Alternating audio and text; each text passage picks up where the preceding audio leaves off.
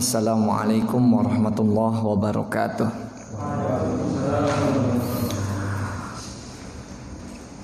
Alhamdulillah Al-Jabbar, Al-Qahhar, Al-Aziz, Al-Ghaffar, Mukawwirul Laili wan Nahar, tadhkiratan li ulil albab wal absar.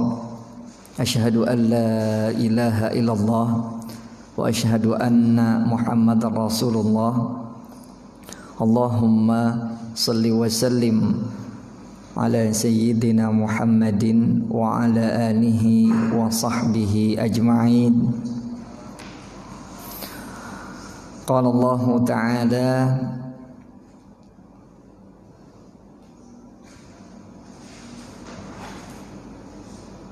innal ladzina yuhibbuna an tashi'al fahishatu fil ladzina amanu lahum adzabun alimun fid dunya wal akhirah.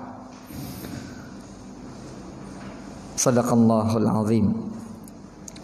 Allahumma ij'al jam'ana hadza jam'an marhuma waj'al tafarruqana min ba'dihi tafarruqan ma'suma wala tada'a fina wala ma'ana syaqiyan wala mahruma. Ma'asyiral muslimin, jamaah Masjid Al-Hidayah Klaster Topas Perumahan Permata Cimanggis. Mudah-mudahan kebersamaan kita di masjid ini mendapatkan keberkahan dari Allah Subhanahu wa taala. Amin ya rabbal alamin. Alhamdulillah, ya, patut kita bersyukur kepada Allah Subhanahu wa taala. Ini berkaitan dengan bersyukur. Kebetulan baru saja kemarin saya ikut daurah ilmiah. Ya, kemarin pagi ikut daurah ilmiah di gedung MUI Kota Depok itu bersama para guru yang lainnya, bersama para kiai, para asatiz. Ya, ada daurah ilmiah yang mengisi adalah Syekh Isam Muhammad Yusuf, ya, beliau dari Mesir. Jadi dari pembukaan sampai penutupan berbahasa Arab, ya. Alhamdulillah. Nah, ini beliau menyampaikan kemarin, ini biar sharing ilmu kita, ya, berkaitan dengan bagaimana kita selalu mengucap alhamdulillah. Bagaimana Allah senantiasa mengingatkan kita terkait nikmat-nikmat yang telah Allah berikan kepada kita semua. Fa bi ayyi ala rabbikuma tukadziban. Dan betapa seringnya kita mengucapkan terima kasih kepada makhluk. Ya. Ini kalau dapat gajian dari bos, terima kasih ya bos, ya gitu. Dianterin tukang ojek bahkan, terima kasih bang ya, gitu. Nah, kalau istri nyiapin sarapan, coba sekali-kali itu istri nyiapin sarapan terus kita diemin aja gitu, ya. Tidak mengucapkan terima kasih, atau dicuekin, atau menampakkan sesuatu yang tidak disukai oleh orang yang memberikan kita dengan tulus ikhlas. Itu kira-kira gimana itu responnya gitu. Maka coba bayangkan itu kita perlakukan demikian Tuhan kita, Allah Subhanahu wa ta'ala. Jadi setiap saat kita mendapatkan nikmat dari Allah Subhanahu wa ta'ala,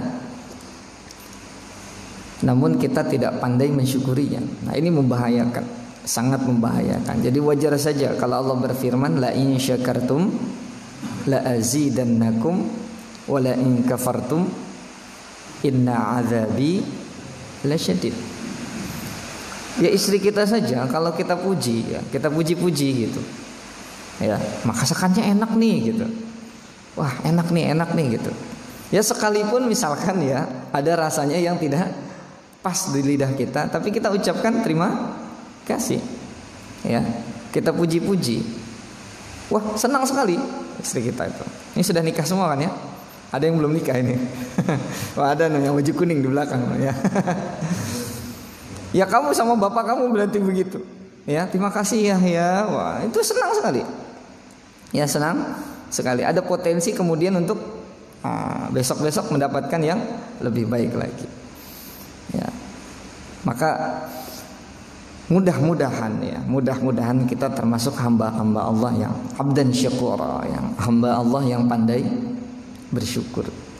Ya, senantiasa mengucapkan alhamdulillahirabbil alamin. Tidak hanya di lisan saja, tapi juga benar-benar memahami alhamdulillahirabbil alamin maknanya adalah segala puji hanya milik Allah Subhanahu wa taala. Jadi kalau ketika kita memuji makhluk pintar sekali, tapi ketika memuji Al-Khaliq, kadang-kadang suka lupa ya. Maka bentuk kesyukuran kita yang terbaik adalah apa?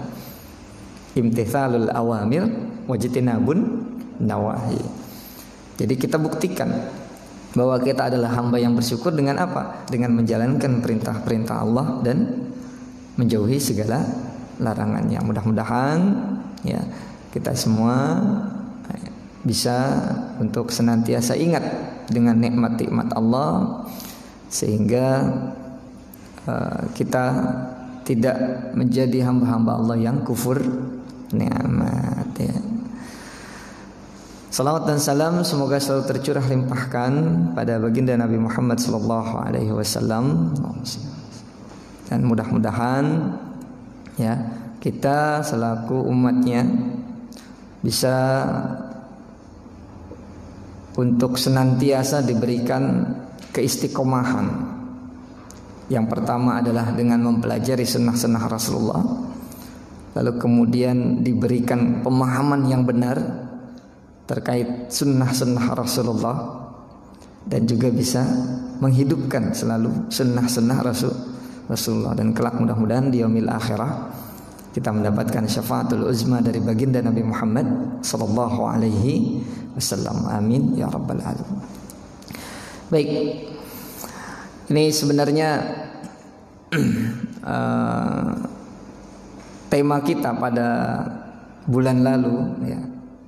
Itu hadisnya masih ada beberapa yang belum kita bahas. Nah, ini sebelum kita masuk tema baru, mungkin nanti ada pertanyaan ya silahkan. Atau nanti di akhir juga ada pertanyaan terkait dengan hadis-hadis yang sebelumnya, baik yang sudah kita bahas atau yang belum kita bahas dari bab yang kemarin. Ya, nanti dipersilakan ya. Namun yang jelas bab kita pada hari ini masih berkaitan erat dengan bab-bab yang sebelumnya. Karena inilah menariknya kitab Riyadhus Shalihin. Karena dari tema pertama sampai dengan tema terakhir itu memiliki keterkaitan. Karena tidak mungkin atau akan memahami pemahaman yang setengah-setengah ketika kita langsung loncat ke bab 28 ini tanpa mempelajari bab 27, bab 26 dan seterusnya sebelumnya yang lalu. Nah, inilah pentingnya kita mengaji khatam itu ya. Apa dia? Khatam. Sehingga dari bab pertama sampai dengan bab ke-27 yang kemarin ya bisa kemudian dibaca-baca kembali di tempat kita masing-masing. Maka kita inisiatif untuk difotokopi minimal matannya ya, minimal matan hadisnya dan ayatnya begitu. Ya, sedangkan syarahnya ya kita jelaskan kita sampaikan di masjid ini, dan bisa juga didapati syarah itu dari media-media yang lainnya. Ya, insyaallah. Baik, maka ini kita harus bersyukur sudah difasilitasi sedemikian rupa oleh pengurus DKM kita ini ya. Ada Ustadz Tri ini, insyaallah, Ustadz Irfan nih. Ini depan saya ini, insyaallah baju merah, Ustadz Sultan ya, Masya Allah. Ya, mudah-mudahan nih pengurus DKM yang lainnya ya luar biasa yang sudah memfasilitasi kita, pertemuan kita, baik dalam kajian-kajian yang lainnya di pekan pertama, kedua dan seterusnya. Ini menjadi media bagi kita untuk bisa mendekatkan diri kepada Allah Subhanahu wa taala. Ya, apalagi kita saat ini berada di bulan apa ini? Bulan bulan Rajab ya untuk hijriyahnya, di mana bulan Rajab itu adalah salah satu dari arba'atun hurum, karena firman Allah jelas, wa qala ta'ala inna iddatasy syuhuri 'indallahi 12 syahran fi kitabillah yauma khalaqas samawati wal ard minha arba'atun hurum dzalikad dinul qayyim fala tadzlimu fihinna anfusakum. Ini kan ayatnya luar biasa, bahwa di sisi Allah Subhanahu wa taala ada 12 bulan di mana Allah menciptakan langit dan bumi. Ya, dan di antara 12 bulan itu ada 4 bulan haram. Ya. Nah, 4 bulan haram lalu dijelaskan para ulama dalam tafsir At-Tabari, tafsir Ibnu Katsir, itu banyak sekali dijelaskan, ya. Adalah bulan Dzulqa'dah, Dzulhijjah, Muharram, lalu kemudian di bulan ini Rajab Mudhar, ini mental jauh. Ya. Fala tadzlimu fihinna anfusakum, lalu dijelaskan yang dimaksud fala tadzlimu fihinna anfusakum salah satunya adalah kita punya potensi di bulan ini memperbanyak amal kebaikan atau memperbanyak amal keburukan. Karena jelas di situ ada ta'kid jangan berbuat zalim. Nah, bulan kemarin kita bahas bab zalim. Larangan untuk berbuat zalim. Kalau di bulan-bulan biasa, ya dosanya biasa-biasa saja. Tapi kalau di bulan haram berbuat zalim, dosanya punya potensi untuk dilipat gandakan. Begitupun kita melakukan amal kebaikan, punya potensi untuk apa? Dilipat gandakan balasan kebaikannya. Maka mudah-mudahan ya kita benar-benar manfaatkan ya di bulan haram ini, di bulan Rajab ini. Ya. Maka kemarin itu waktu awal-awal Rajab sempat ramai kan? Ada broadcast, wah ini kalau puasa lalu kemudian mendapatkan ini dan lain sebagainya. Lalu ada muncul lagi broadcast membantah bahwa ini adalah perbuatan yang dasarnya adalah dhaif dan lain sebagainya. Ya, tapi tetap saja ada hadis yang menyatakan terkait dengan puasa di bulan haram secara umum. Maka bulan Rajab itu boleh-boleh saja berpuasa. Ya. Karena memang ibadah puasa itu adalah sesuatu yang spesial. As-shaumu li wa ana ajzi bih, dalam kitab dalam hadis qudsi. As-shaumu li kata Allah Subhanahu wa taala, wa ana ajzi bih. Jadi Allah langsung yang akan membalasnya. Ya, maka selain puasa ya bisa kita perbanyak tahajud. Memperbanyak apalagi ya yang hal-hal yang sunnah. Baca tilawah Al-Quran, salat duha, dan juga menguatkan yang wajib-wajibnya. Ya, sempat juga ramai broadcast tentang doa bulan Rajab. Allahumma barik lana fi Rajab wa Sya'bana wa ballighna Ramadan. Lalu ada yang bilang, wah ini hadisnya dhaif dan lain sebagainya. Ya nggak masalah. Ya, bahkan kita boleh ngarang doa sendiri kan. Ya, kita sering doakan dengan redaksi yang kita buat sendiri. Jadi tidak masalah membaca doa itu. Ya, sekalipun dikatakan bahwa hadis itu dhaif, tidak masalah. Ya, yakini saja itu doa. Ya, sekalipun tanpa meyakini bahwa itu doanya asli diajarkan oleh Rasulullah, tidak masalah. Ya, doa itu baik. Ya, doa itu baik. Doa silahul itu kan senjatanya orang Muslim adalah doa. Maka hal-hal yang khilafiyah yang muncul di medsos halus kita klarifikasi sehingga tidak menimbulkan keraguan. Itu sempat saya miris juga. Loh ini kok yang dimunculkan malah yang dhaif, yang munculkan malah yang seperti ini. Nanti orang jadi mau puasa jadi ragu. Orang mau puasa jadi ragu, gimana ya? Biarin saja orang puasa. Kan ada hadisnya sahih sekali itu kan ya. Ya ketika di zaman Rasulullah ada sahabat yang kaget Rasulullah, ini siapa ini? Ya. Karena dilihat agak kurus gitu. Karena sebelumnya Rasulullah melihatnya besar ya, gemuk ya dan lain sebagainya. Lalu kok agak kurus? Oh, ternyata beliau itu puasanya sangat luar biasa gitu ya. Ya, terlalu banyak puasa lah. Kalau kemudian Rasulullah bilang ya mengajarkan ya, atau mengarahkan berpuasa dalam sebulan 3 kali yang kemudian kita sebut dengan ayyamul bidah. Wah, masih mampu terus masih mampu, lalu sampai ketemu puasa di bulan haram. Nah, ini kan hadisnya sahih. Berarti memang berpuasa di bulan haram termasuk bulan Rajab ini adalah bagian dari ajaran Islam. Begitu. Ya, sekalipun untuk fadilahnya memang hadisnya dhaif, ya tidak masalah. Ya, ini untuk motivasi saja. Karena hadis yang dhaif itu jangan kemudian kita buang seluruhnya. Karena hadis dhaif itu tidak bisa digunakan untuk penetapan hukum. Tapi untuk fadailul a'mal tidak masalah.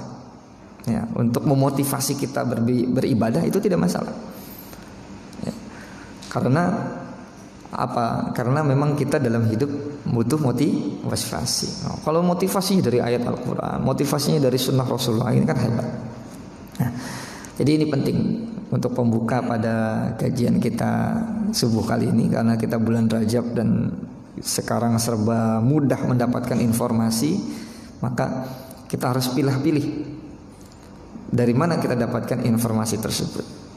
Ya, apalagi informasi yang setengah-setengah, sehingga kita membuat kita menjadi ragu. Wah, puasa bulan Rajab gimana nih gitu. Wah, doa yang ini gimana nih? Gak usah ragu.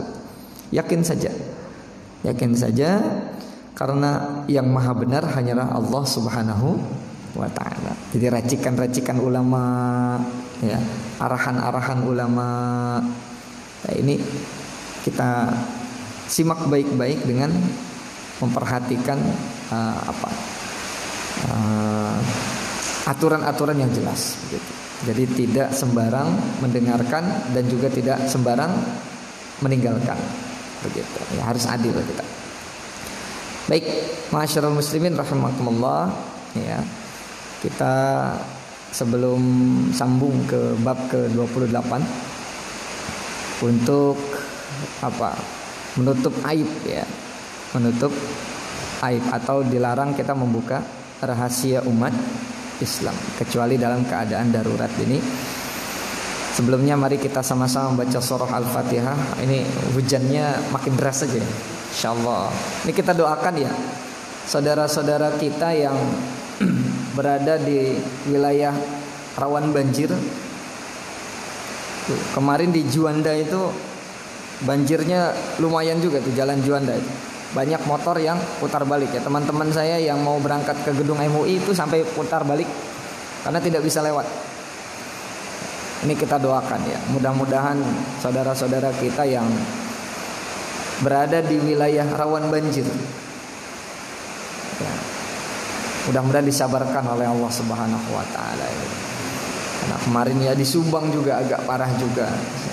Bahkan ada yang kabarnya sampai korban jiwa. Mudah-mudahan husnul khotimah, amin. Dan hartanya yang hilang mudah-mudahan Allah ganti dengan yang lebih baik.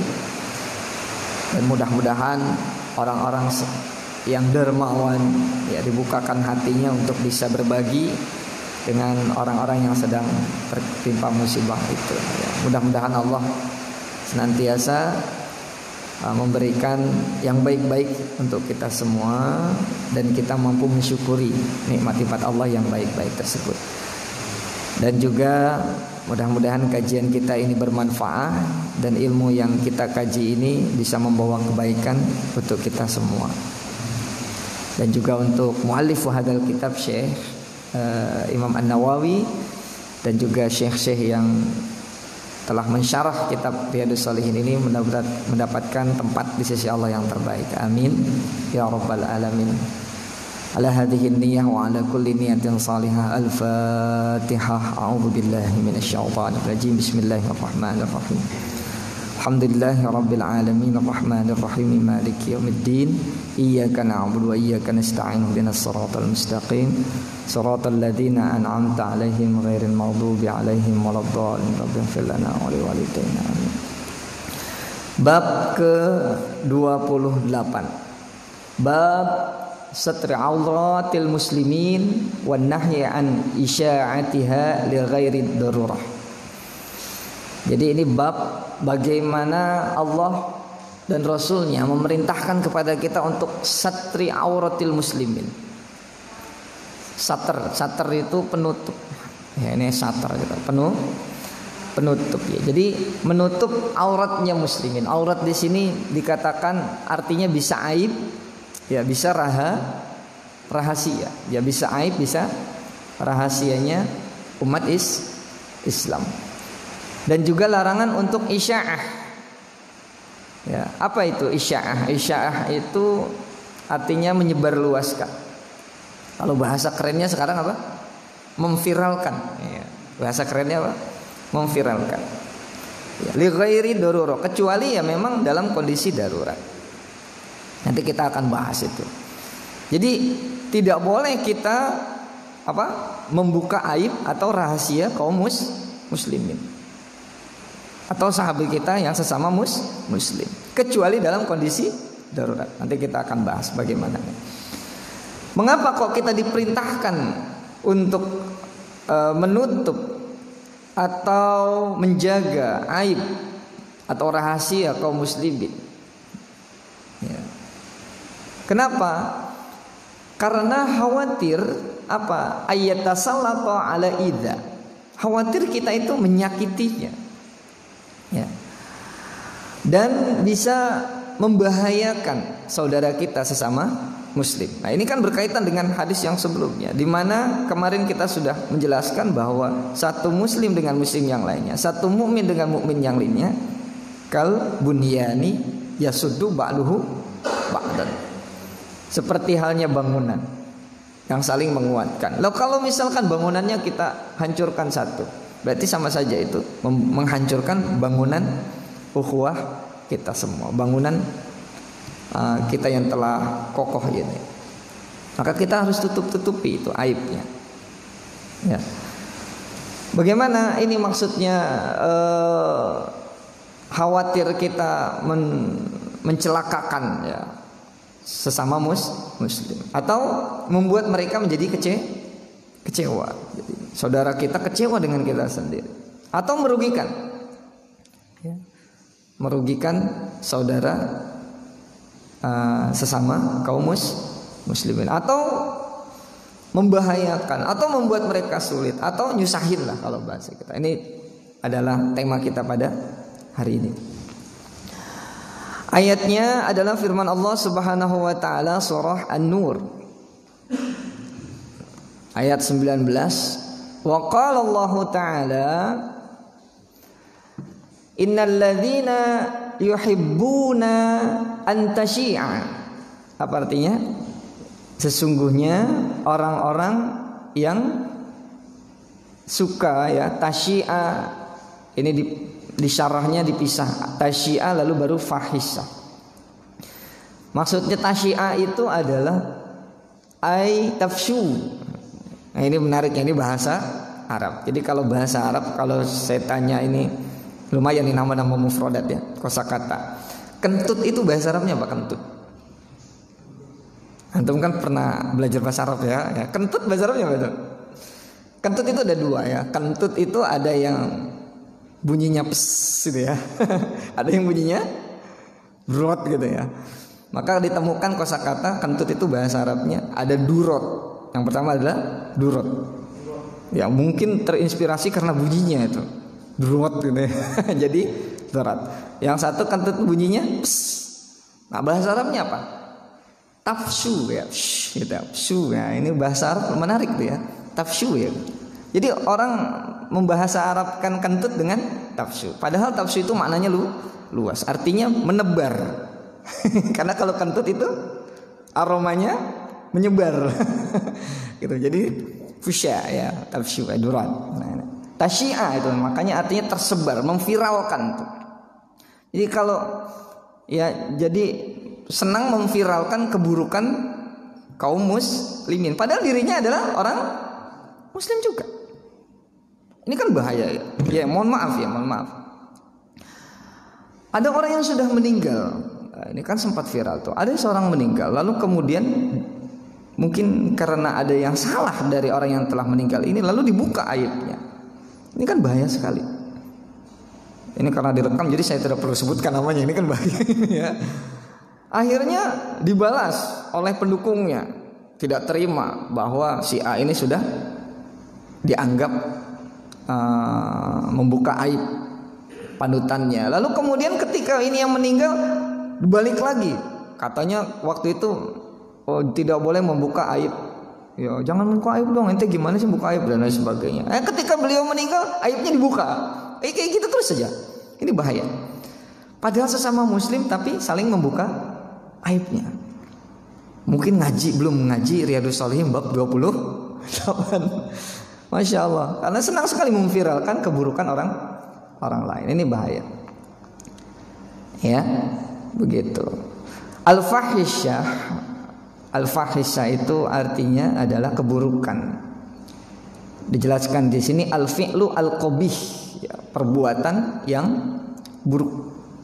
Wakila al-fahisyah fi hadhil ayah, dikatakan oleh para ulama yang maksud dari fahisyah dalam ayat ini adalah al-qaul as-sayyi, ucapan yang tidak baik.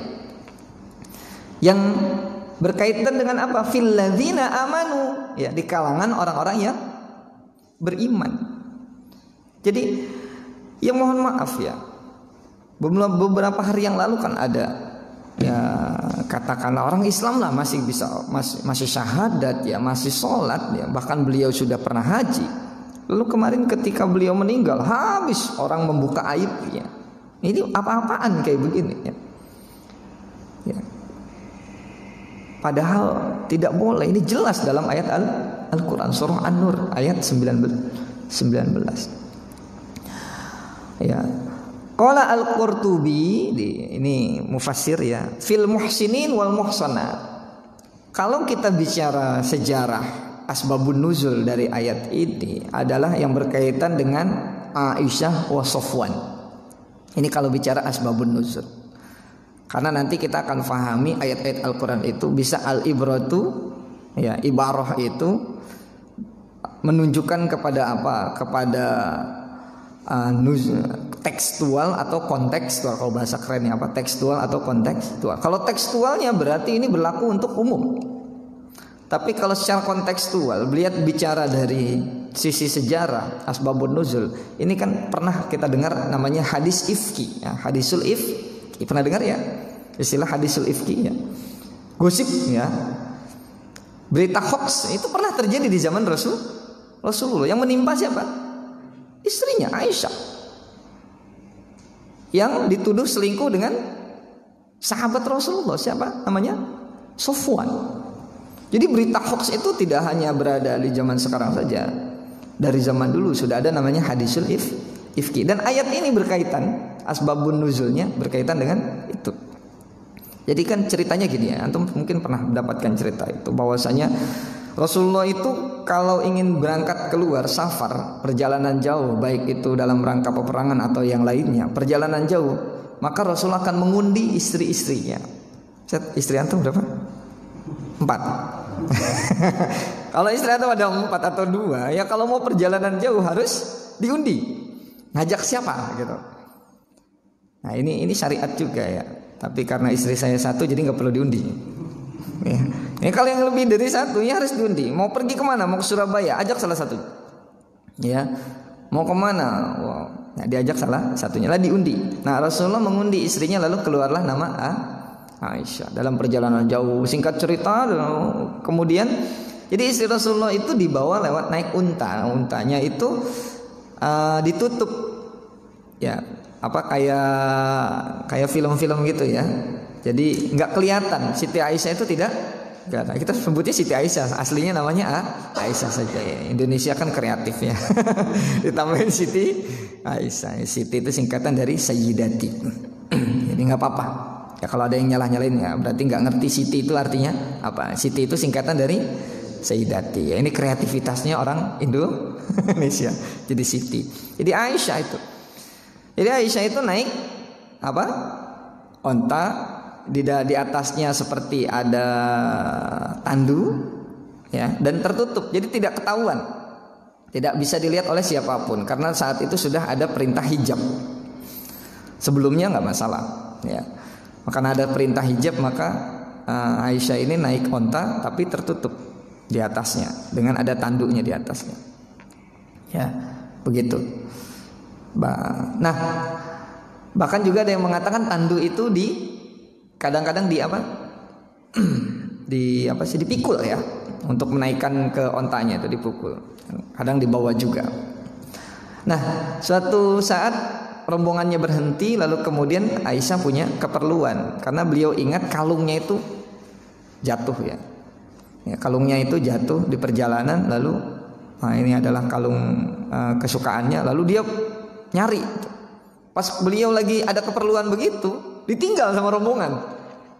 Rombongannya nggak tahu bahwa di tanduk itu tidak ada Aisyahnya, jadi ketinggalan. Karena Aisyah itu dalam sejarah dikatakan beliau itu tidak gemuk ya. Artinya ketika ditandu itu nggak sadar itu sahabat apakah ada Aisyahnya atau tidak, saking ringannya. Jadi coba dicek istri antum ya, coba antum panggul itu ya. Berat atau tidak? Kalau tidak berarti seperti Siti Aisyah. Jadi ketika dipikul itu nggak sadar sahabat bahwa Aisyahnya tidak ada di situ. Ya udah tinggal gitu. Ya, ditinggal. Jadi Aisyah ketinggalan di belakang. Ketika ketemu kalungnya kembali ke posnya, udah nggak ada. Sahabatnya teriak-teriakin nggak ada, karena sudah tertinggal jauh. Ya, tinggal sendirian beliau, lalu kemudian tertidur. Aisyah tertidur sampai terbuka hijabnya. Nah, ketika terbuka hijabnya, ada Sofwan, sahabat Rasulullah. Ketika beliau lari, lalu melihat ada seorang wanita. Dilihat saking hebatnya sahabat Rasul itu tidak berkata-kata, hanya cuma mengucap innalillahi wa inna ilaihi rajiun gitu ya. Innalillahi wa inna ilaihi rajiun. Karena melihat istri Rasulullah ketinggalan di situ. Sendirian. Akhirnya singkat cerita ya dianterin lah pulang berduaan saja. Ya mengejar rombongan yang tertinggal itu. Nah, dari situ karena Aisyah dan Sofwan berduaan saja muncullah berita hoax. Dianggap Aisyah ini selingkuh dengan Sofwan. Ini hadisnya panjang sekali, diriwayatkan langsung disampaikan oleh Aisyah. Begitu. Sampai diceritakan dalam hadis itu bahwa Rasulullah hanya menanya apa kabarmu?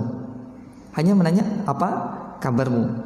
Padahal saat itu Aisyah sedang sakit keras. Kata Aisyah, ini curhat juga Aisyah. Padahal Rasulullah itu kalau saya sakit keras itu sangat perhatian sekali. Tapi gara-gara berita hoax yang disampaikan oleh siapa itu?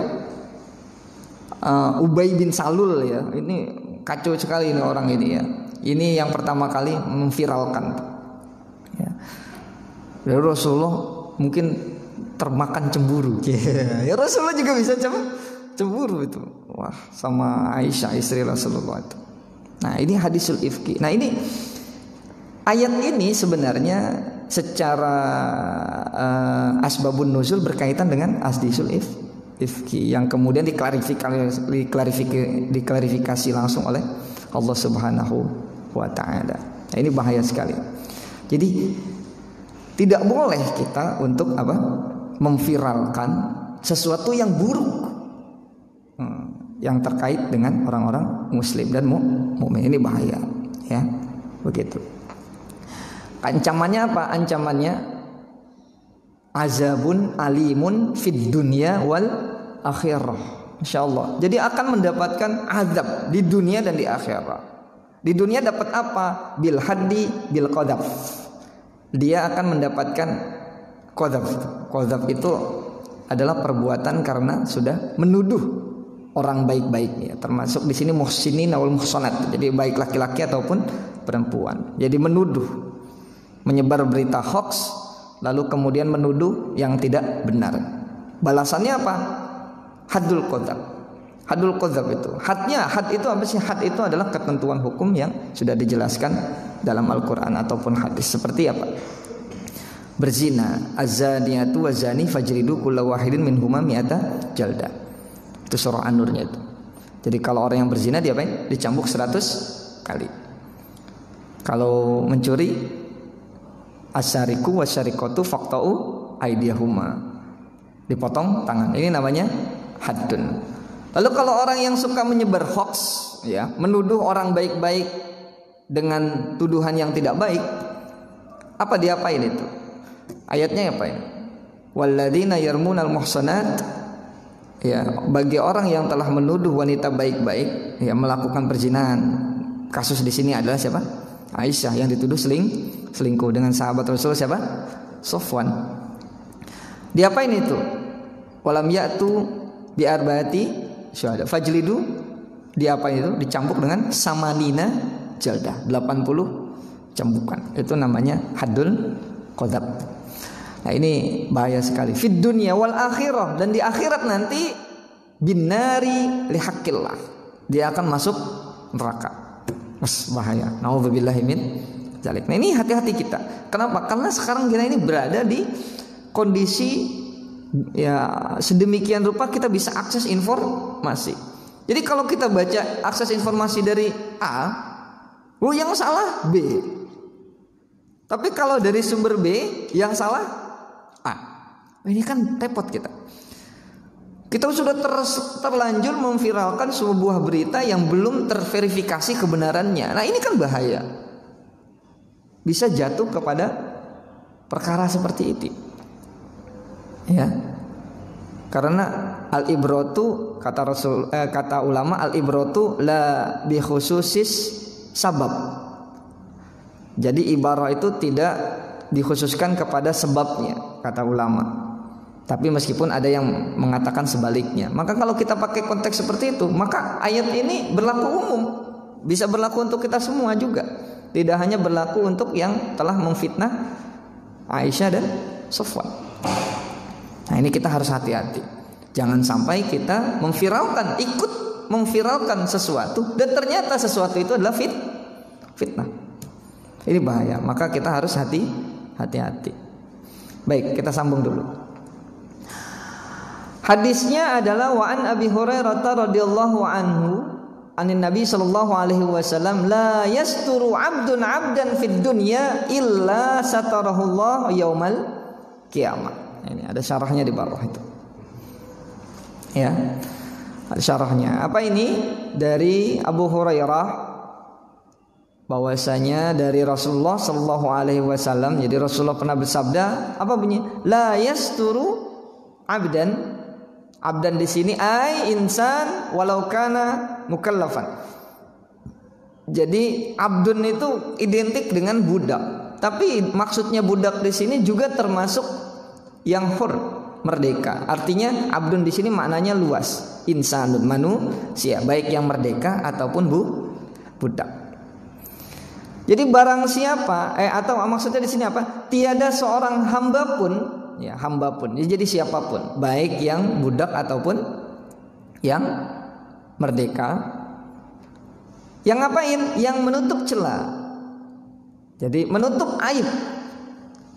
Abdan, orang lain maksudnya di sini, ya, orang lain. Maksudnya apa?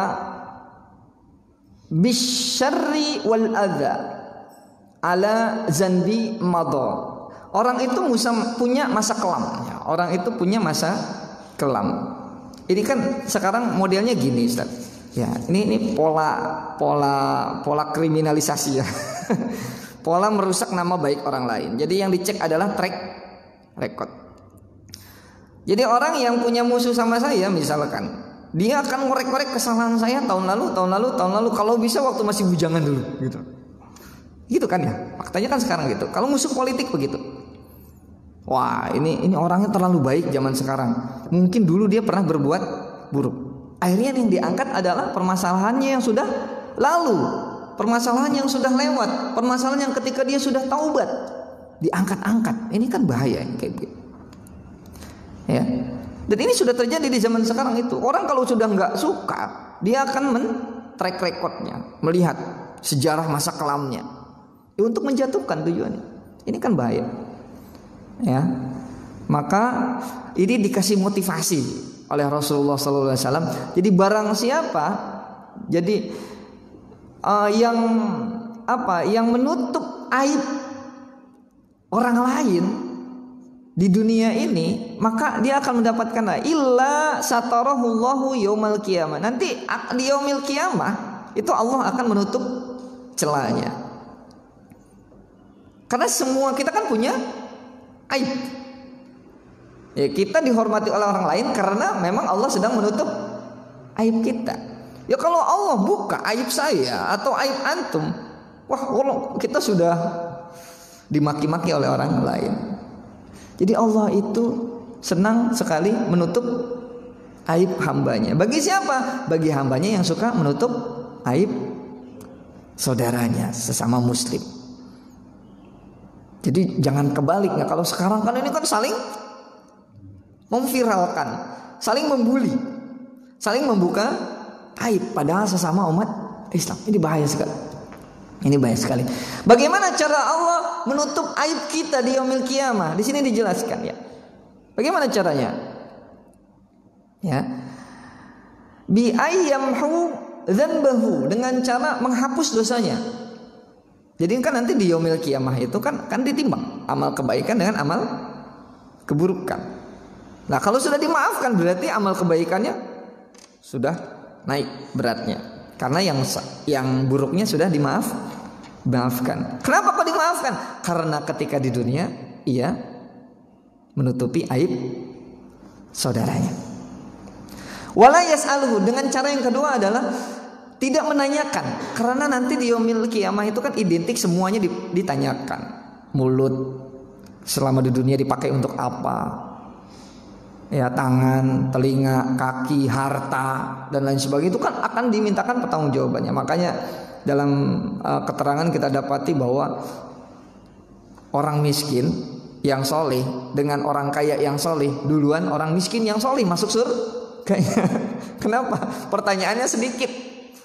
Kalau orang kaya meskipun dia soleh masuk surganya belakangan. Kenapa? Ditanyanya banyak. Itu mobil dipakai buat apa? Yang mobilnya satunya lagi buat apa? Lah yang mobil yang satu lagi karena mobilnya banyak. Belum motornya, belum sepedanya, ya, belum TV-nya, belum HP-nya. HP-nya gonta-ganti terus. Ya. Yang merek ini Samsung kemarin buat apa? Yang Xiaomi buat apa? Karena HP-nya banyak. Nah, kalau orang miskin kan hartanya sedikit, jadi masuk surganya duluan. Ya, itu kan kita pernah mendapatkan keterangan seperti itu. Nah, kalau orang yang suka menutup aib saudaranya, sesama kaum muslimin, sama kaum mukminin, nah nanti akan ditutup celahnya oleh Allah Subhanahu wa taala di yaumil qiyamah dengan dua cara tadi. Cara yang pertama adalah dihapuskan kesalahannya, dan yang kedua dengan cara tidak ditanyakan. Ya, tidak ditanyakan. Istilahnya gini, wah ini orang dulu waktu di dunia suka menutup aib orang lain, padahal dia punya aib, punya dosa, tidak ditanya oleh Allah, ya sudah masuk surga. Wah hebat itu ya, tidak ditanya, tadinya ngantri lalu tidak ditanya, ya, gitu. Baik, kita sambung dulu hadis yang selanjutnya, ya. Wa anhu qala sami'tu Rasulullah sallallahu alaihi wasallam yaqulu kullu ummati mu'afan illa al-mujahirin. Nah, ini lagi nih, lebih kacau lagi nih. Ya, wa inna minal mujahira ayya'mala rajulu bil laili amalan summa bahwa qad satarahullahu alaihi fayaqulu ya fulan amiltul barihata kada wa kada. Jadi gini ceritanya gini. Jadi Allah itu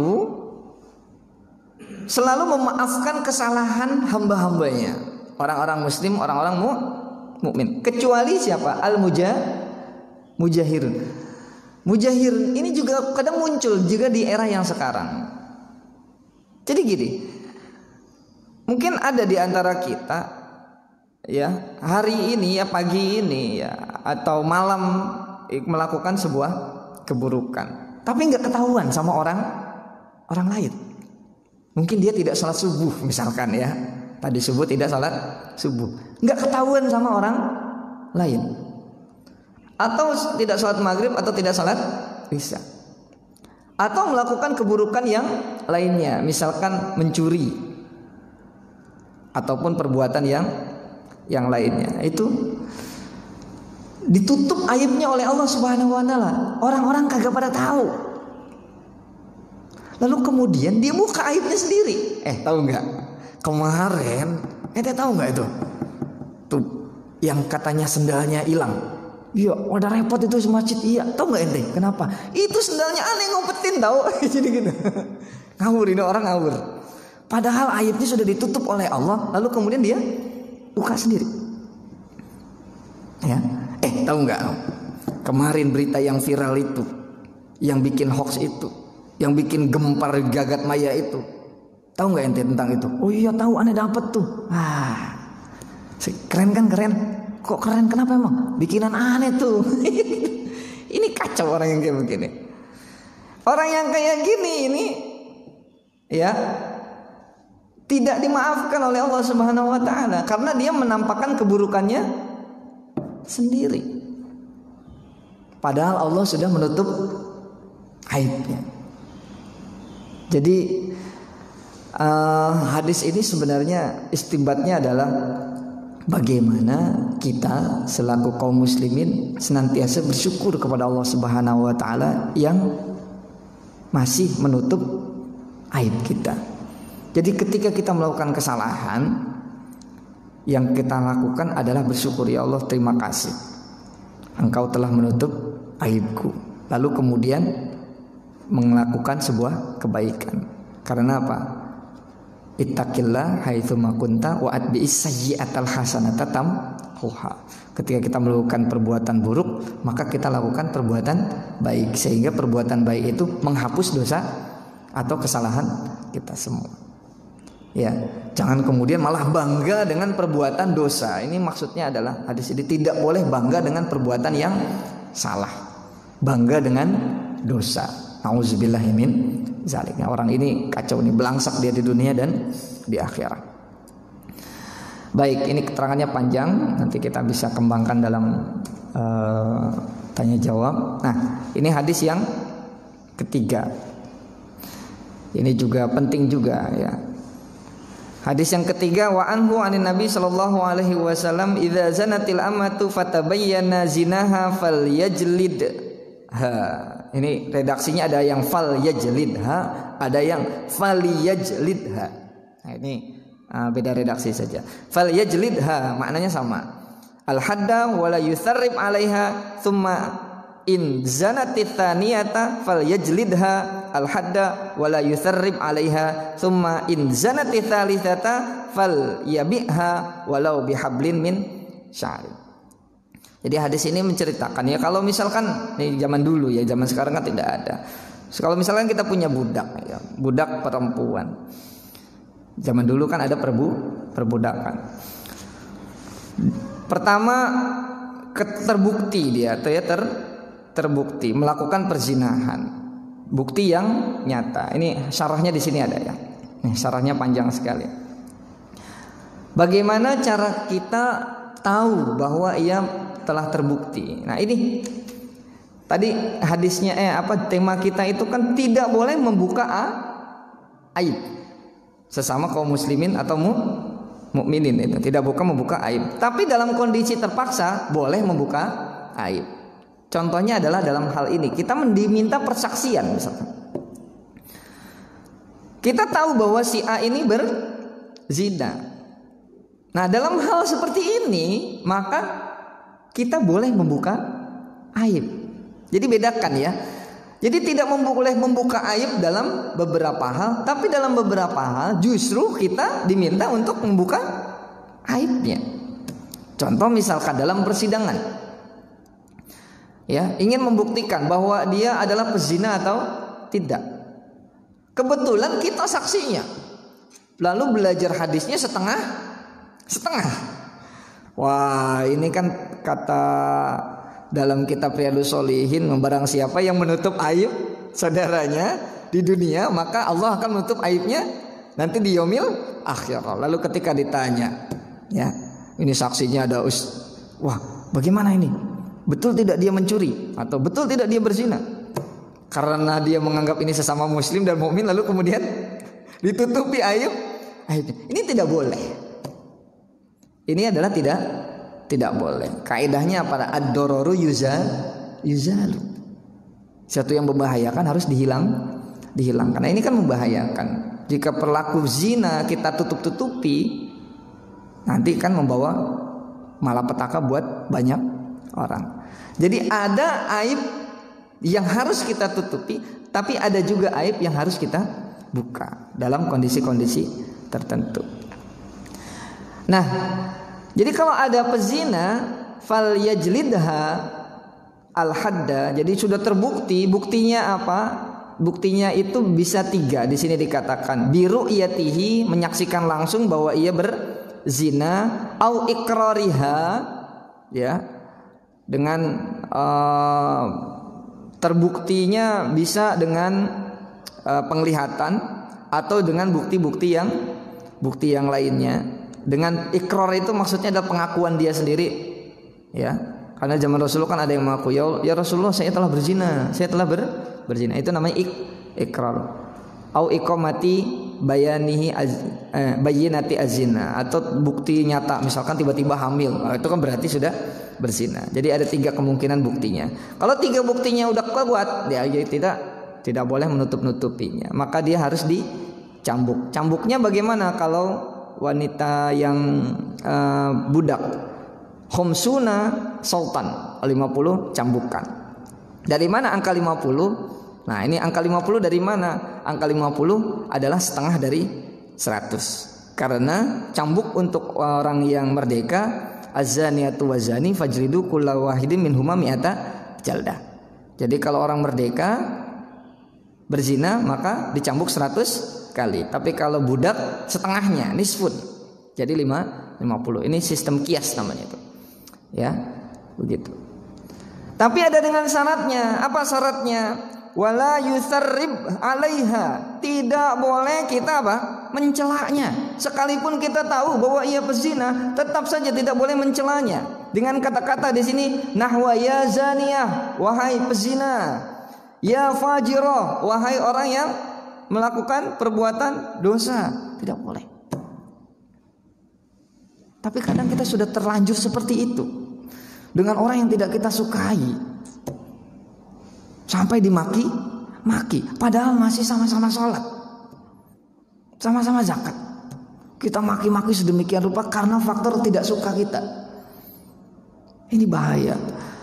Kalau kaum muslimin dengan sesama muslimnya saling mencaci, saling memaki, baik di dunia nyata ataupun di dunia maya, maka yang senang siapa? Yang tepuk tangan siapa? Ini yang harus kita pikirkan. Perang saudara yang ada di Timur Tengah dan lain sebagainya, mula-mulanya begitu. Irak, Kuwait bertempur, Amerika ikut campur. Skenarionya sedemikian rupa, kita harus hati-hati. Lagi ramai ada yang menjatuh-jatuhkan tokoh Muhammadiyah. Ini kan kacau. Sebelumnya ada yang menjatuh-jatuhkan tokoh NU. Loh, yang sebelumnya kan yang dijatuh-jatuhkan tokoh HTI. Ujung-ujungnya HTI-nya dibubarkan. Ini kadang kita nggak paham di situ. Ada yang kemudian sesama muslim, sesama mukmin menjatuh-jatuhkan tokoh FPI. FPI-nya dibubarkan. Lo yang memaki FPI, HTI, Muhammadiyah ataupun NU kan sama-sama orang Islam, sama-sama orang mukmin, dan itu menjadi legitimasi. Bisa dibubarkan semua nanti. Kita nggak suka sama Muhammadiyah, diungkap aib-aibnya, kesalahan-kesalahannya. Muhammadiyah nanti ujung-ujungnya dibubarkan. Nggak suka sama NU, aibnya dibuka-buka, NU-nya dibubarkan. Nanti nggak suka sama ulama MUI, MUI dibubarkan. Kacau kita. Nah, ini bahayanya di situ. Jadi jangan kemudian kita viralkan kesalahan-kesalahan itu. Yang rugi nanti kita sendiri. Karena kebenaran itu hanya di tangan Allah. Mau sampai kapan kita ribut seperti itu? Nanti yang senang siapa? Ini bahayanya. Ya, ini bahayanya. Maka bulan kemarin kita bahas tentang keharaman berbuat zalim. Maka bulan ini kita bahas bagaimana kita menutupi aib sesama kaum muslimin. Habis kita dihancurkan, habis kita diadu domba. Kita ribut selama ini sama siapa? Sama-sama orang Islam. Sama-sama dengan orang mukmin. Yang ini sering kita lupakan. Bahkan dengan orang budak saja kita tidak boleh mencelanya. Padahal sudah nyata-nyata dia berzina. Sudah nyata-nyata bila berzina. Bahkan berzinanya sampai 3 kali itu. Berzina yang kedua jadi cambuk lagi. Tapi tetap tidak boleh dicela. Berzina lagi yang ketiga di sini dikatakan tetap dicambuk lagi, tapi tetap tidak boleh dihina, tidak boleh dicela. Tidak boleh sampai keluar kata-kata atau ujaran kebencian. Nauzubillah. Mau sampai kapan kita ribut terus? Orang budak saja sedemikian rupa dibela dalam Islam. Ya. Nauzubillahi min zalik. Bahkan di sini kalau sudah 3 kali masih berzina juga, falyabiha, jual saja meskipun dengan harga murah, gitu. Seharga tali yang terbuat dari bulu. Nah ini benar-benar introspeksi bagi kita semua. Ya. Dan yang terakhir ini hadis juga penting sekali perlu saya sampaikan. Ya, langsung saja ke matannya. Idribuhu. Ya. Jadi di sini utian Nabi SAW birojulin qad syariba. Ada seorang ya pemabuk, ya peminum keras. Lalu dihadapkan kepada Rasulullah. Lalu kemudian Rasulullah menyuruhnya menyambuk. Karena dalam Islam itu peminuman keras itu hukumannya adalah dicambuk. Lalu kemudian dipukulin rame-rame itu. Dipukulin rame-rame. Faminna adoribu biyadihi, ada yang mukul dengan tangannya, lalu kemudian ada yang mukul dengan bina lihi, dengan sendalnya, ada yang memukul dengan pakaian, pokoknya pukulin itu. Ya. Lalu kemudian ada yang mengatakan begini di antara para sahabat itu, mengatakan apa? Ya. Apa itu? Mengatakan apa itu? Akhzakallah. Ini hati-hati, ini bahasa Arab nih. Akhzakallah. Kalau akhzakallah pakai kha itu artinya Allah menghinakan. Kadang-kadang saya terima WA, harusnya ajzakallah. Harusnya apa? Ajzakallah. Semoga Allah membalas kebaikanmu. Lalu salah titik dia. Harusnya ajzakallah, lalu nulisnya akhzakallah. Ini kacau kalau yang paham bahasa Arab. Karena ajzakallah, semoga Allah memberikan balasan kebaikan. Tapi kalau akhzakallah artinya apa?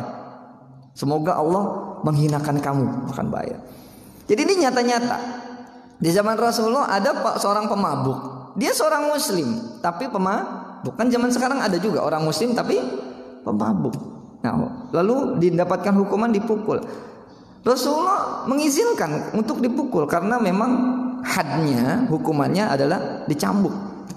Tapi Rasulullah tidak suka ketika ada sahabatnya yang berkata akhzakallah, semoga Allah menghinakanmu. Rasulullah nggak suka. Lalu ditegur langsung oleh Rasulullah. La taqulu hakadha, enggak boleh ngomong kayak gitu. Ya. La tu'inu alaihi syaitan. Karena nanti setan akan ya membantu. Maksudnya gini. Kemarin saya sudah sampaikan ilustrasi. Ada orang masuk masjid, lalu dia melakukan kesalahan di masjid, lalu dibully oleh jamaah masjid tersebut. Akhirnya dia keluar karena merasa malu dan dipermalukan. Lalu untuk menghilangkan stresnya dia pergi ke bar. Lalu kemudian di diskotik. Lalu dibantu dia sama setan. Lalu di bar itu dia melakukan sebuah kesalahan. Gelasnya jatuh. Lalu didatangi oleh pelayan. Pelayannya tidak marah-marah. Nggak apa-apa Pak. Yang datang stres bukan hanya Anda saja gitu ya. Banyak orang. Tenang saja kalau di sini, tenang saja. Tidak perlu khawatir. Nanti saya ganti dengan yang baru. Akhirnya dia menemukan kebahagiaan dan ketenangan di diskotik. Akhirnya dia nggak mau lagi berangkat ke masjid. Hari akibat dari bullying yang kita lakukan. Maka dari beberapa hadis ini intinya adalah mari sama-sama kita coba menahan diri ya, tidak membuka aib orang lain, apalagi itu adalah saudara kita. Sekalipun ia telah membuka aib kita sendiri. Dan ini kan tingkat tasawuf tinggi. Orang boleh saja menyakiti kita, tapi jangan sampai kita menyakiti orang lain. Ya, boleh-boleh saja kita membuka aib tapi dengan sesuatu yang prosedural, misalkan dalam persidangan dan lain sebagainya, diminta untuk menjadi saksi dan lain sebagainya. Tapi kalau tidak ada kepentingan itu, ya sebaiknya kita simpan rapat-rapat aib saudara kita. Karena begitu pun yang kita inginkan dari orang lain. Ketika kita melakukan kesalahan, kita inginnya ditutup aib kita. Kita inginnya agar tidak ada orang lain yang mengetahui aib kita. Maka lakukan itu buat orang lain. Mudah-mudahan dengan seperti itu kita tidak lagi menjadi korban adu domba. Karena orang-orang musyrik, ya, musuh-musuh Islam, orang-orang munafik di luar sana memang sedang ingin memporak-porandakan persatuan umat Islam. Dan kalau kita termakan atau terprovokasi oleh mereka, yang rugi kita juga. Yang rugi kita juga, dan yang bahagia mereka semua. Nah, ini konspirasi tingkat tingginya, kan hati-hati. Cukuplah Syekh Ramadan Al-Buti yang menjadi korban, dan jangan lagi ada korban yang lainnya. Ketika Syekh Ramadan Al-Buti sedang ngaji di masjid, dibom bersama para jamaahnya, meninggal semuanya. Yang ngebom siapa? Umat Islam. Nauzubillahimin dzalik. Sayyidina Ali, ya, terbunuh. Hasan, Husain terbunuh. Sayyidina Utsman terbunuh. Yang bunuh siapa? Orang Islam. Auzubillahimin dzalik. Para sahabat, ya, para tabi'in, banyak ulama-ulama terkenal yang mati, yang meninggal dunia, yang wafat, terbunuh di tangan sesama kaum muslimin dan mukminin. Nauzubillahimin dzalik. Dan fitnah itu akan terus sampai dengan akhir zaman, sampai dengan datangnya kiamat. Orang-orang yang senang memprovokasi, dan yang sayangnya adalah orang yang terprovokasi karena keterbatasan ilmu dan imannya. Maka kita, ya, ahli masjid, ya, orang-orang muslim yang selalu terasa dengan sholat berjamaah, dengan mengikuti kajian-kajian, tidak ikut terprovokasi dengan hal seperti itu. Ini bahaya sekali. Ini perlu saya sampaikan berulang-ulang karena memang sekarang masanya seperti itu. Masanya sekarang kita sedang diadu domba sedemikian rupa. Wallahu a'lam bishawab. Gimana nih Ustaz Tri? Ustaz Irfan, udah jam 6:04 ini. Gimana? Ada tanya jawab atau gimana Ustaz? Ya, pertanyaan masih biasa. Apakah mungkin ada yang ditanyakan untuk pendalaman materi atau ada yang terawal di pertanyaan di pertemuan sebelumnya? Fadal. Ada dua. Yang pertama kan jadi tadi yang masalah apa namanya dalam syafar itu Rasulullah kan bahasa ini. Gimana? Di masa itu apakah itu menjadi ketentuan umum semuanya, jadi setiap laki-laki yang akan safar membawa istrinya, atau hanya bertugas Rasulullah aja gitu. Baik. Terus yang kedua, selain kondisi persaksian, boleh nggak kondisi apa lagi kita bisa membuka aib saudara? Apa contohnya kayak gini boleh nggak sih dalam masalah keakraban nih, keakraban dalam berteman gitu? Nah, apa namanya, boleh nggak kita cerita-cerita teman kita tuh? Apalagi teman kita juga kayaknya senang banget kalau diceritain gitu kan, jadi cerita pengalaman lucunya gitu. Nah, kalau kayak gitu bisa nggak? Baik. Nah, jadi itu dua pertanyaan. Baik, terima kasih. Pertanyaannya luar biasa ini. Baik, Ustaz. Jadi yang pertama itu, ya. Jadi yang dilakukan oleh Rasulullah, bismillahirrahmanirrahim.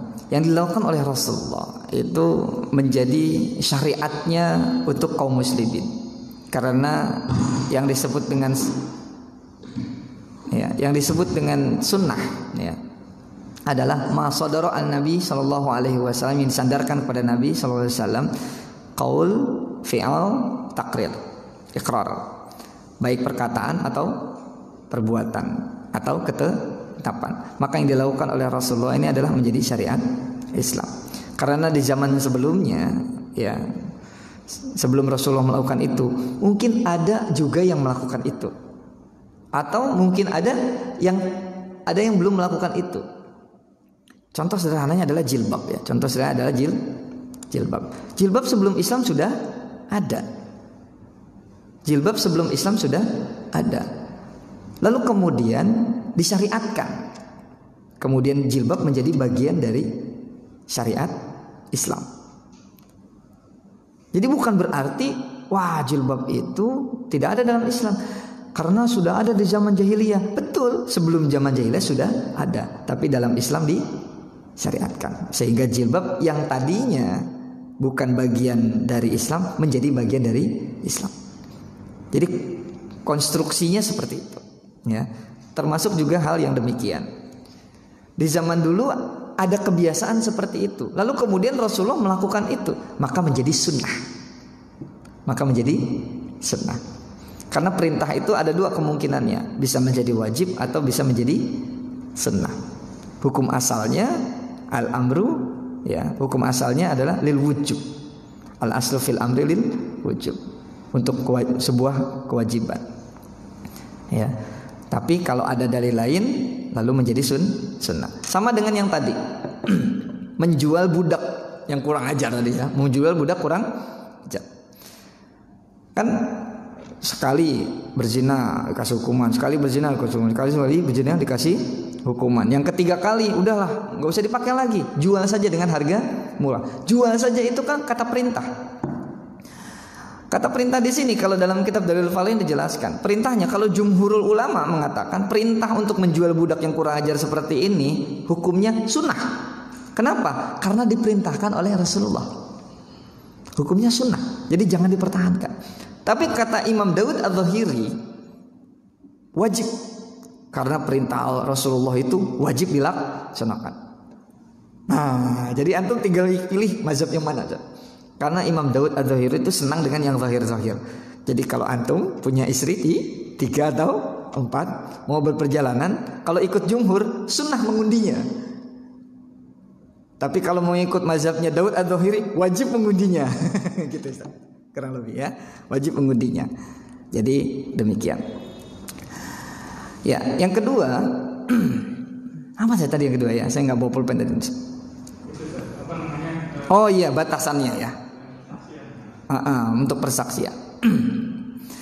Jadi untuk persaksian selain dalam pengadilan adalah tujuannya adalah tidak membahayakan orang lain. Contohnya tadi menjual budak. Ketika menjual budak dengan harga murah, misalkan, ya, Pak Tri ini saya punya budak, tapi kurang ajar dia, harus dibuka. Tapi kurang ajar dia, kenapa 3 kali dia berzina, itu udah saya cambuk tuh, masih aja berzina. Ini saya jual murah, itu harus disampaikan aibnya, supaya orang yang menerima budak ini mengerti tabiatnya. Sama dengan kita jualan kambing, misalkan, Pak ini saya jual kambing saya, tapi ini ada cacatnya, harus disebutkan cacatnya. Atau begini, ada orang naksir dengan saudara perempuan kita, kenalin dong anak sama siapa, sama si B. Maka kita boleh buka aibnya, tapi jangan sampai dirinci. Ya, tidak boleh sampai ditafsil, tidak boleh dirinci. Wah, dia tuh jarang mandi, jangan gitu. Cukup dikatakan gini saja, orang ini sepertinya tidak cocok sama antum. Antum ini kan ustadz, ya, ahli masjid. Saran saya cari wanita yang lain saja. Begitu boleh, Ustaz. Karena tujuannya untuk tidak mencelakakan dia. Itu boleh, batasan seperti itu. Itu konsepnya adalah ad-dararu yuzalu. Termasuk juga ketika kita ke pasar, ya, itu amsilahnya begitu. Kita ke pasar ketemu kain yang bolong, itu harus izharul aib, aibnya harus dikasih tahu supaya tidak ada lagi yang beli kain bolong itu. Misalkan ada yang mau beli kain bolong itu, kita bisikin, hati-hati, itu kainnya bolong, itu tidak apa-apa. Itu sama aja kan membuka aib. Kalau perlu dikasih tahu ke pedagangnya, Pak, ini kainnya bolong loh Pak. Itu namanya izharul aib. Untuk menyelamatkan orang lain. Tapi kalau buat lucu-lucuan, wah ente tahu nggak zaman dulu begini, ya itu ada batasannya, ada ada bahasanya, yaitu kita lihat-lihat saja orangnya. Karena ada orang yang baperan ya, dibuka aibnya marah. Sebaiknya jangan dibuka aibnya. Tapi kalau rasa-rasanya dia sudah bahagia sekali ya, sudah dekat sekali dengan kita ya, untuk memori tadi kan Ustaz ya, memori masa lampau, selama kita bisa batasi dengan hal-hal yang tidak membuatnya menjadi marah, saya kira masih dimaafkan lah, masih dibolehkan begitu. Yang penting prinsipnya adalah kalau ada bahan candaan yang lain, sebaiknya yang lain. Ya, sebaiknya yang lain, karena kita nggak tahu apakah ia menerima candaan kita atau tidak dengan membuka aibnya. Gitu Ustaz ya. Kita kurang lebih. Ini karena sudah masuk waktu subuh dan sudah lewat, kita tutup kajian pada pagi ini. Baik, masyaallah muslimin rahimakumullah. Nanti kalau ada pertanyaan nggak apa-apa Ustaz lewat WA ya, karena waktu kita kan terbatas singkat. Jadi nanti saya bisa sampaikan lewat voice note atau lewat WA dan lain sebagainya.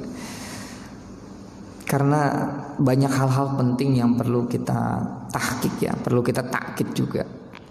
Karena di masa yang sekarang ini subhanallah luar biasa, kezoliman terjadi di mana-mana. Ya, bongkar-bongkar aib terjadi di mana-mana. Tujuannya bahkan untuk tujuan duniawi. Masya Allah.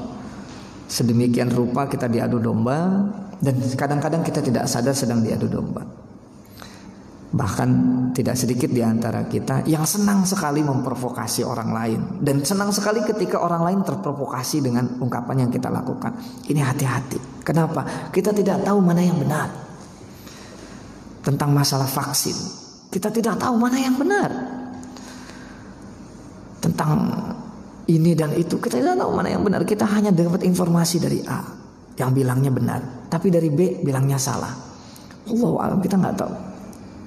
Berita kematian dari A, ada yang mengatakan ini karena sakit, tapi ini katanya dilakukan hal demikian, dan kita tidak tahu mana yang benar. Kita sangat terbatas sekali pengetahuan kita. Kalau nyata-nyatanya benar yang kita sampaikan, ya alhamdulillah. Tapi kalau ternyata hal yang kita sampaikan adalah sesuatu yang hoax, pertanggungjawabannya dunia akhirat. Di dunia kita kena undang-undang ITE, di akhirat kita masuk neraka, tadi kata-kata Allah. Masya Allah, benar-benar kita harus hati-hati di zaman yang sekarang. Mudah sekali jari ini copy paste. Nauzubillahi min dzalik. Pertanggungjawabannya luar biasa. Tahan sedikit emosi kita, tahan sedikit jari jemari kita. Dapatkan informasi seakurat mungkin yang sudah terverifikasi, sehingga kita bisa mempertanggungjawabkannya di dunia dan di akhirat. Mudah-mudahan Allah senantiasa memberikan hidayah dan taufik ya untuk kita semua. Mudah-mudahan Allah senantiasa memberikan petunjuk yang terbaik agar kita tidak tersesat. Mudah-mudahan Allah memaafkan segala khilaf dan dosa kita. Mudah-mudahan Allah istiqomahkan kita senantiasa dalam kebaikan dan kebenaran. Mudah-mudahan Allah jauhkan kita dari segala keburukan. Amin amin ya rabbal alamin. Subhanakallahumma wa bihamdika asyhadu an la ilaha illa anta astaghfiruka wa atubu ilaik. Assalamualaikum warahmatullahi wabarakatuh.